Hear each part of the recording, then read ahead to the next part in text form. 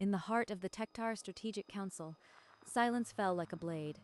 The contested trade route had pushed tensions past diplomacy. Earth's encroachment ends now.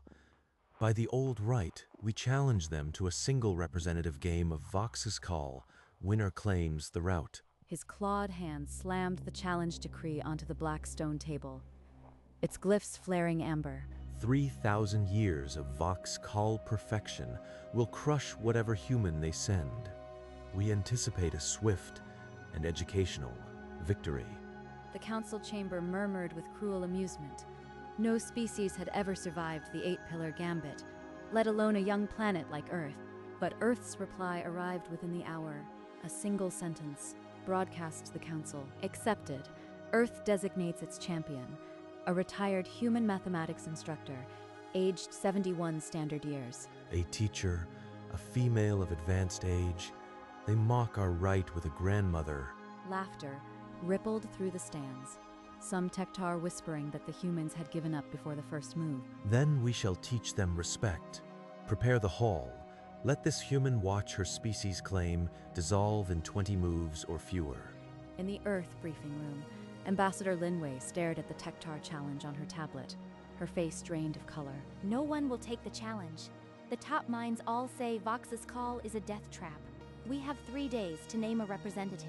Then a notification pinged, a volunteer record from the global database. Name, Dorothy Evans. Occupation, retired. In a cozy living room, Dorothy Evans sat knitting, a half-finished cup of tea at her elbow when her phone hummed. This is Dorothy Evans. Miss Evans, this is Ambassador Lin Wei. The planet needs a champion for an alien strategy game. Your name appeared in our volunteer roster. A strategy game? I placed third in chess, state level, many years ago. If you need someone, I can come. Miss Evans, this opponent has trained for 40 years. The game has a 3,000-year tradition. Are you absolutely certain? Well, someone has to go. I've taught math for 30 years. How complicated can a board game be?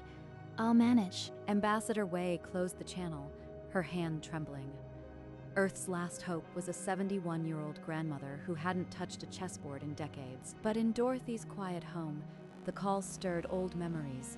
A dusty trophy and a crowded state championship from 1973. She had been 22 then, unknown, until she dismantled 3 ranked opponents with mathematical patterns no one had seen. Decades later, in a sunlit classroom, she taught calculus to restless teens, finding elegant shortcuts that turned boredom into wonder. I haven't played seriously since 1973, but a board is a board. The life that truly anchored her lived in a photograph on the mantle.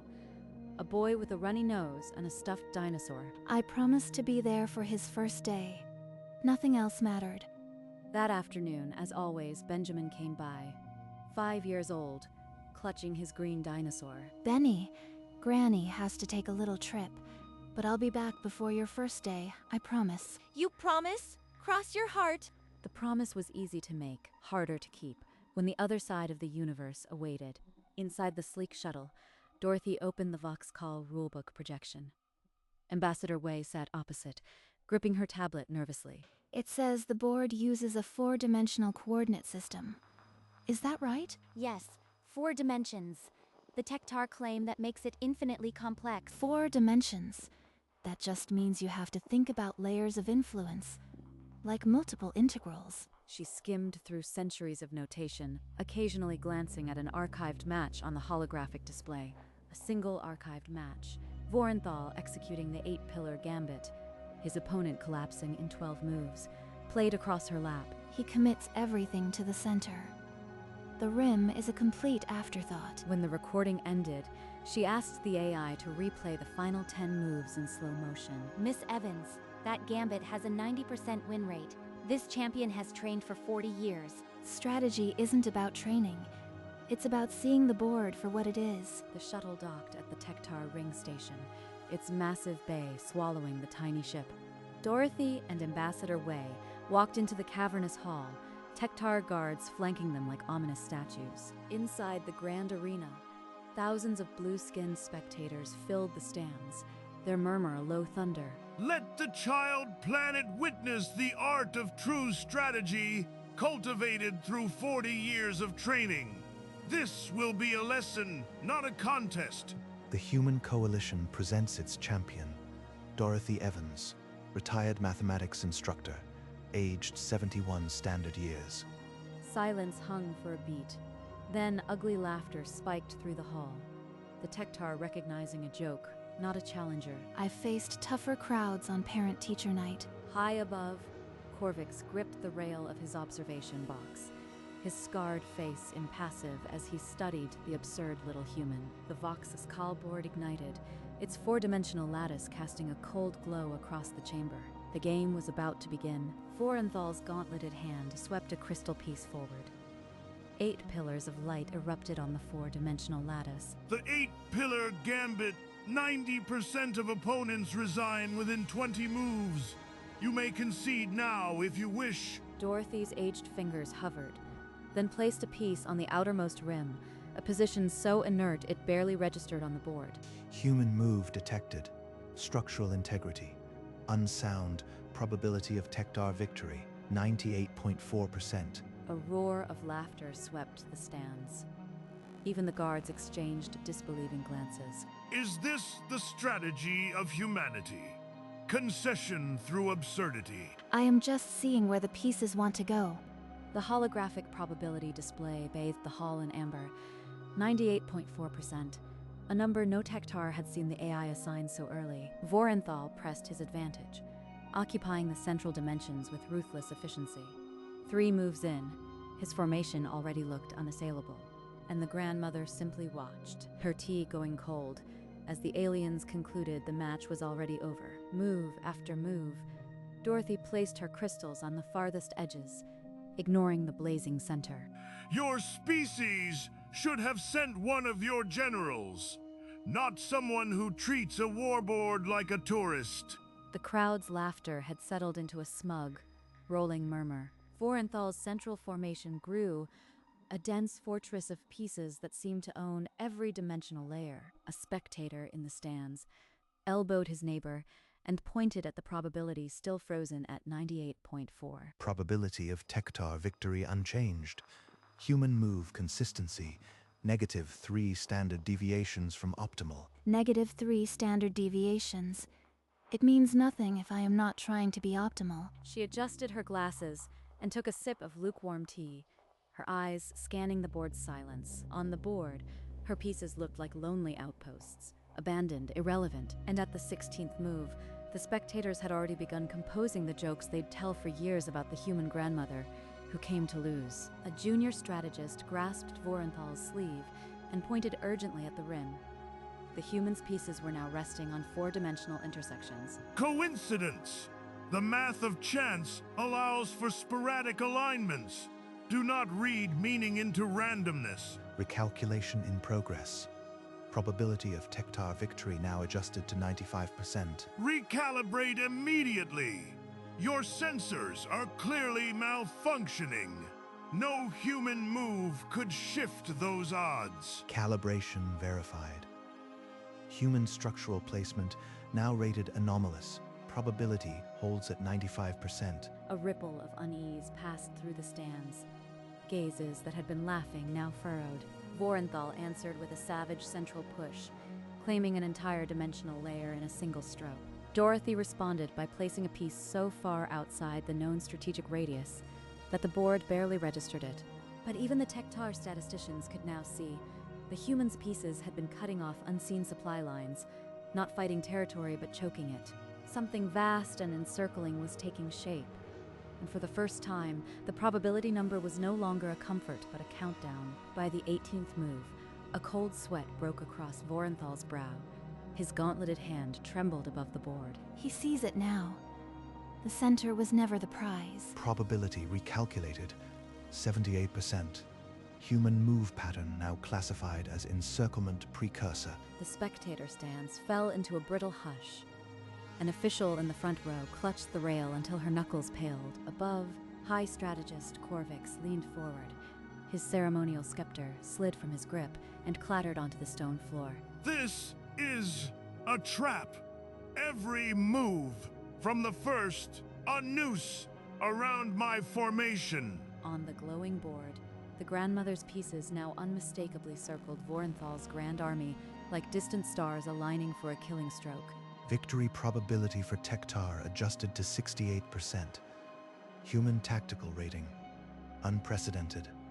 No one laughed. The hall was a frozen ocean of wide eyes and shallow breaths. Vorenthal moved a piece in desperate defiance, but his hands shook so badly the crystal barely stayed in its slot. The match had become a countdown. Dorothy lifted a crystal piece, the 22nd of the match, and set it on the board's outer ring. The holographic lattice shivered. Then every path Vorenthal had so confidently claimed flared a pulsing red. Structural analysis complete. Encirclement detected. Central formation isolated.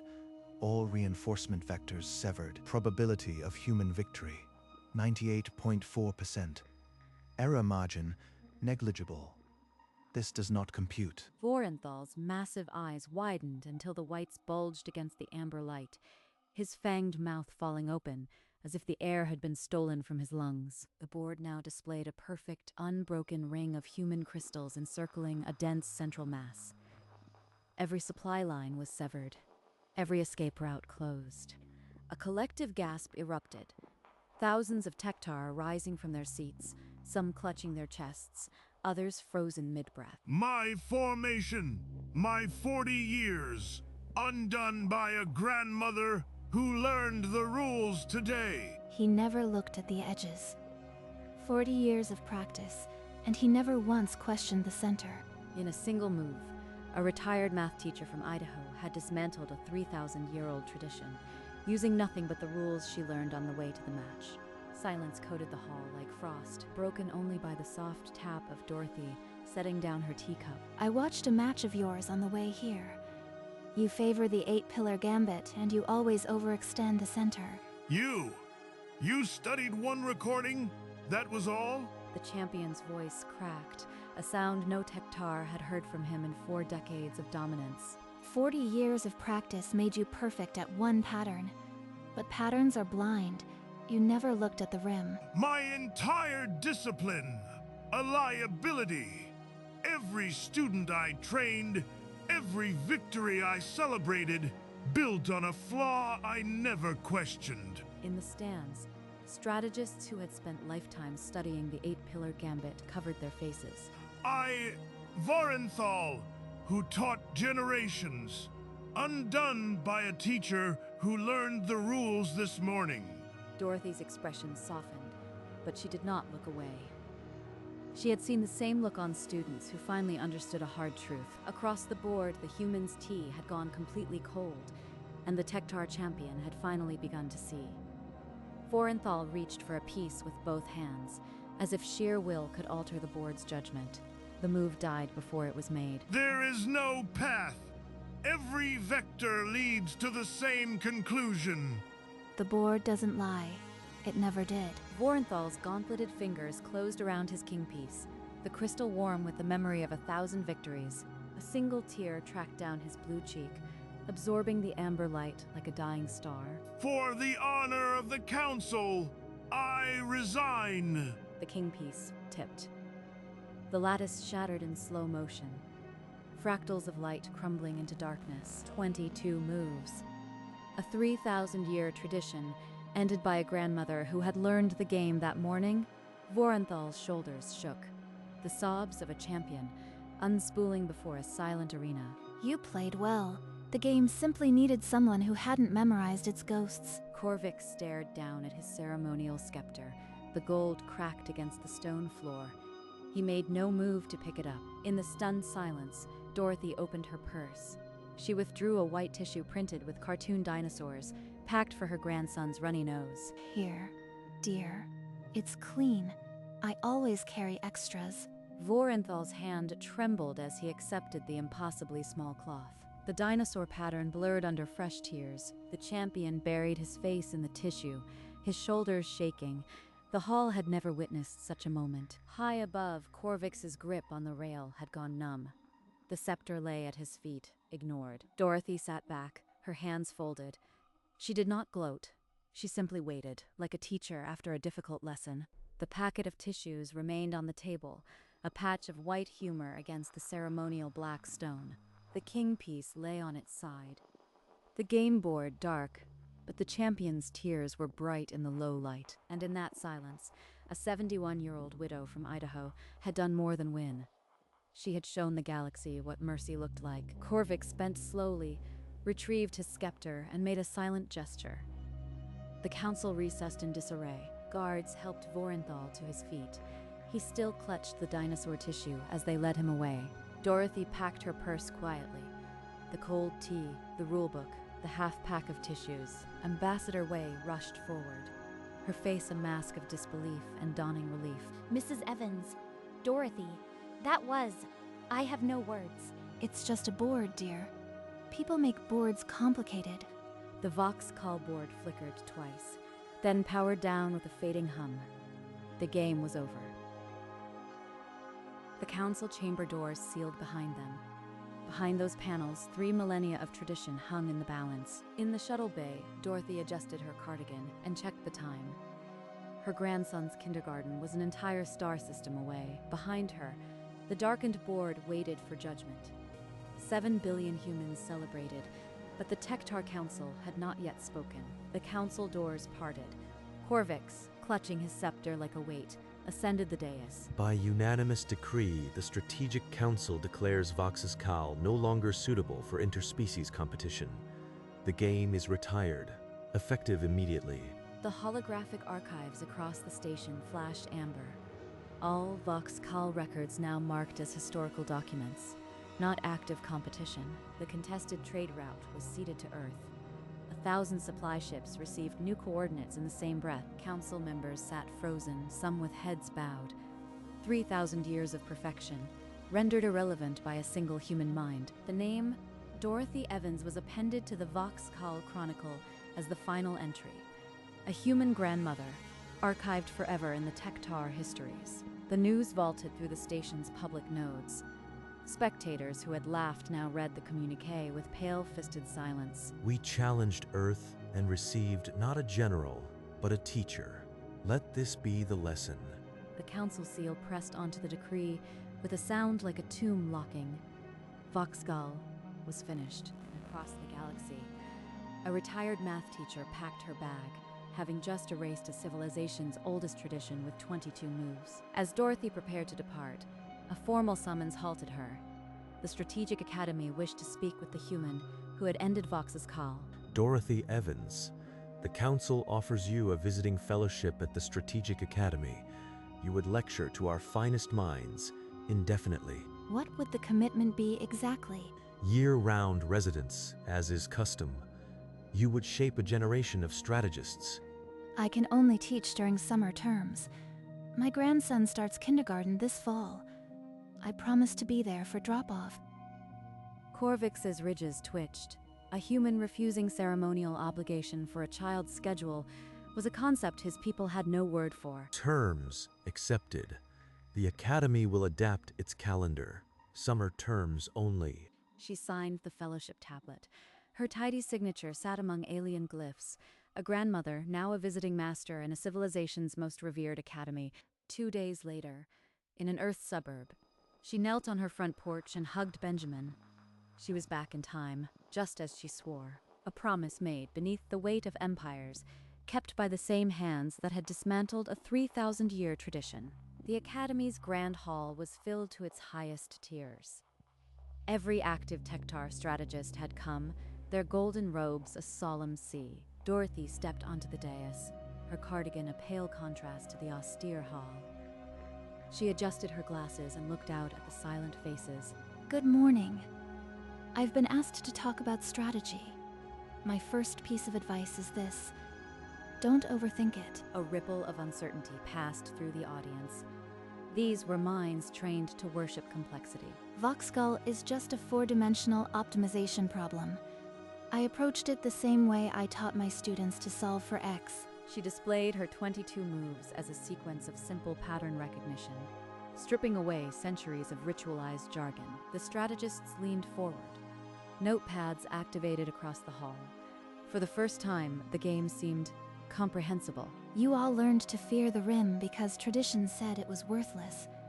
But empty space is still space. She compared the 8-pillar gambit to a student who solved a problem beautifully, but for the wrong equation. When she finished, no one moved. Then the hall erupted with questions. The Academy had never seen a lecture like it. The Academy convened a special committee by sunset. By unanimous vote, Dorothy's lecture was to be published as an official strategic paper. 2 days later, the document was released. Don't overthink it, 6 pages, written in the plain voice of a 71-year-old grandmother. The archival AI flagged it as required reading for every strategic course, from first-year initiates to master-level tacticians. In a quiet library alcove, a young strategist opened the file. She had spent years memorizing the 8-pillar gambit. She read about the rim, about overcommitment, about thinking like a math teacher, and she felt her entire training dissolve and rebuild. The paper compared Voxcall's complexity to a student overcomplicating a simple equation. The young strategist began to see the game anew. Within days, the paper had been accessed by every active strategist on the station. The network strained under copy requests. Dorothy's philosophy, simplicity over ritual, became the Academy's new foundation. Statues of ancient grandmasters were quietly moved to lesser halls. The young strategist closed her tablet, her eyes bright with revelation. She decided to teach Voxcall to children without the centuries of fear, and the paper, only 6 pages long, became required reading for every Tektar strategist for the next decade. The autumn air was crisp with the smell of leaves. Dorothy pushed Benjamin on the creaky swing, his laughter ringing out like tiny bells. Higher, Granny, higher. The next morning, she held his hand as they walked to the bright kindergarten door. He clutched his green dinosaur to his chest. You'll be here when I come back? Always, sweetheart.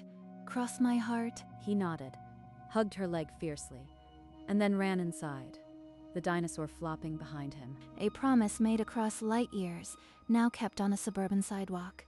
Nothing else mattered. That afternoon, the shuttle coordinates glowed on her wristband. She stood on the porch and looked back at the silent swing. As the shuttle rose, she closed her eyes and saw the classroom, the swing, his face, and she smiled. The Academy was waiting, and she was ready.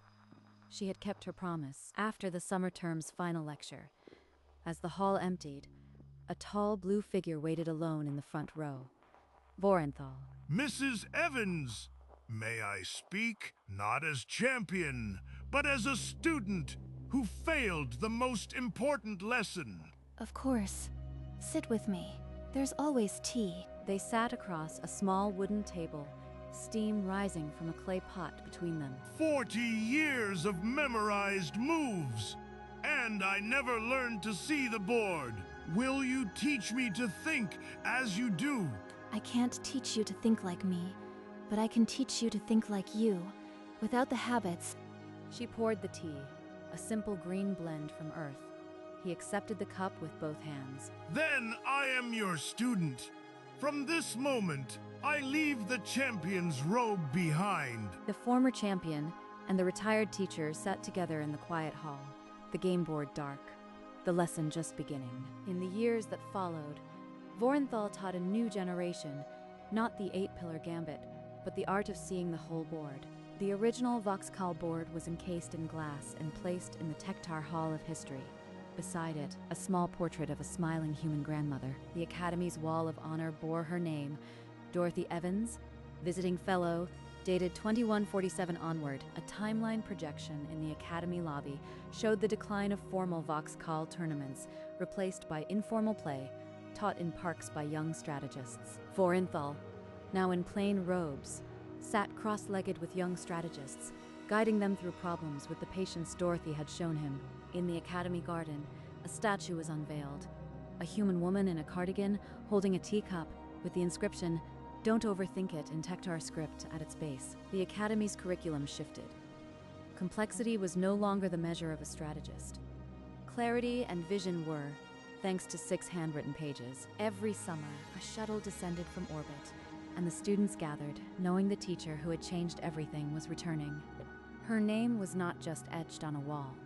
It was spoken in every strategic conversation, referenced as the Evans approach. And through it all, in the museum display, the original game board remained dark, a memorial to the day a grandmother taught a civilization to think differently. On her porch, deeper lines now framing her eyes, Dorothy sat with a cup of tea. As twilight deepened, she raised the cup, steam curling, and looked up at the first stars. High above, a sleek Tektar starship crossed the sky, a silent salute from the civilization she had changed. She smiled, not with triumph, but with the quiet peace of a life well lived. Beside her, a photo of Benjamin now as a teenager grinned from the table. She picked up the photo, tracing his face with a thumb that had moved game pieces and tissues in equal measure. Inside, Benjamin's laugh echoed. He was home from school, flipping through old albums. He pointed at an old alien picture, asking if that was the champion she beat, and she nodded, laughing softly. She looked back out at the stars, a final thought settling. She had never sought greatness, but greatness had found a seat at her kitchen table, and in the end, that was